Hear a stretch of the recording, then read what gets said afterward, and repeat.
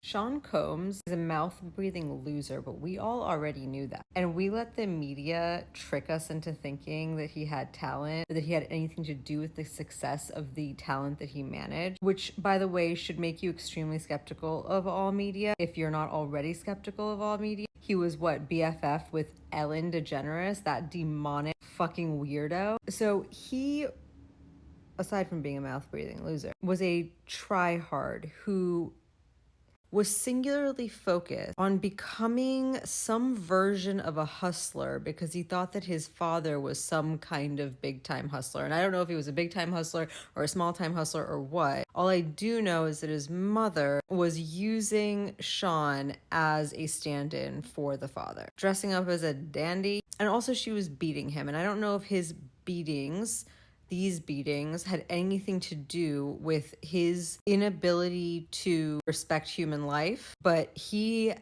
is a sociopath. He is a psychopath. He has no feeling, no remorse, no empathy. I mean, he killed people. He was responsible for killing people. He was responsible for the loss of many lives, actually. And he never seemed to care. He only ever cared about how he would get on top, how he could capitalize. He wormed his way into, like literally wormed, he is definitely giving a wormed his way into the home of a record executive and then pushed that guy out and learned from him how to cheat the talent and how the talent would only ever get that first advance and then nothing else. And to the contrary, everything after that was a debt that they had to pay. So like, hey, Puff, where's my money? What money? You spent 4 hours in the recording studio. You owe me $450,000. Huh? He was a thief. He had no talent.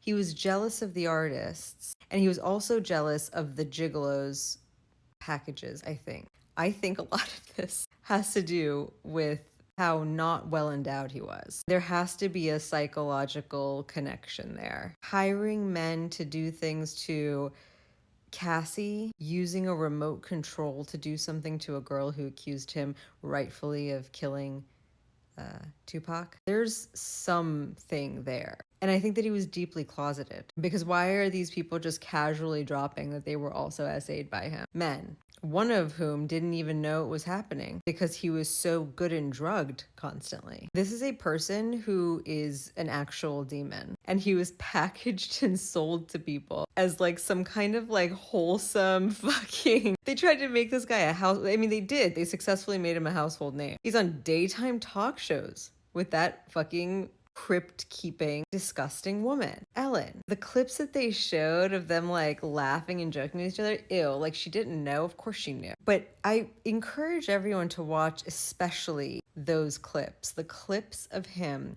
on daytime television shows and how they are able to wash a person, package them for you, the jokes, the sincere laughs and smiles and giggles, making him seem like he's harmless when a lot of people, most people, every person, and definitely Ellen DeGeneres knew what the fuck he was up to at that point. These are not real people in the same way that I said that these politicians are not real people. They're literal demons. Everyone knew what they were referring to when they were referring to Diddy parties. The knowing laughs, little rib jabs, they all fucking knew. This is a person who was responsible for murders. This is a person who was known to be beating women since the 90s at least. This is a person who was ruining people's lives, bankrupting artists. And I mean, I guess to some extent that is the music industry. But I'm pretty sure he added his own little spin. There's a lot of extras in there. There's a bit too with that girl from,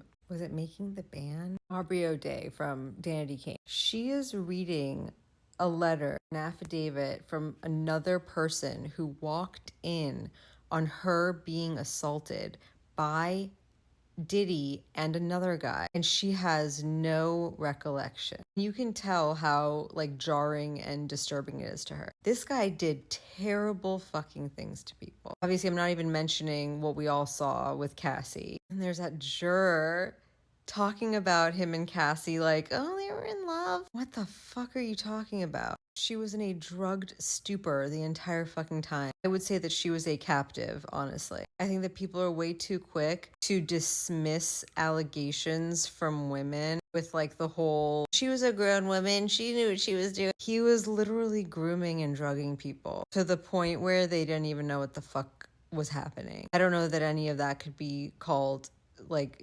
knowing or voluntary, but whatever. And like everyone's like high-fiving 50 right now, by the way, like amazing. But he's known for a long time. We know that he's known for a long time. Why wait? Why now? I get that he only probably just got that extra footage from the documentary makers that Diddy had hired right before he got arrested, fine. But what about all the other stuff? There was enough to make a documentary without that footage. All of these people have been keeping this secret. Like, cool, thanks for making it now. But imagine how many people's lives and psyches you could have fucking saved if you had said something sooner. Now that he's locked up, he's not hurting anybody. Now it's safe to make this big expose. Okay, great. Thanks for the entertainment, I guess. But anyway, back to the way they package these people and the way they sell them. Be very fucking skeptical of anybody you think is like really nice guy. It's all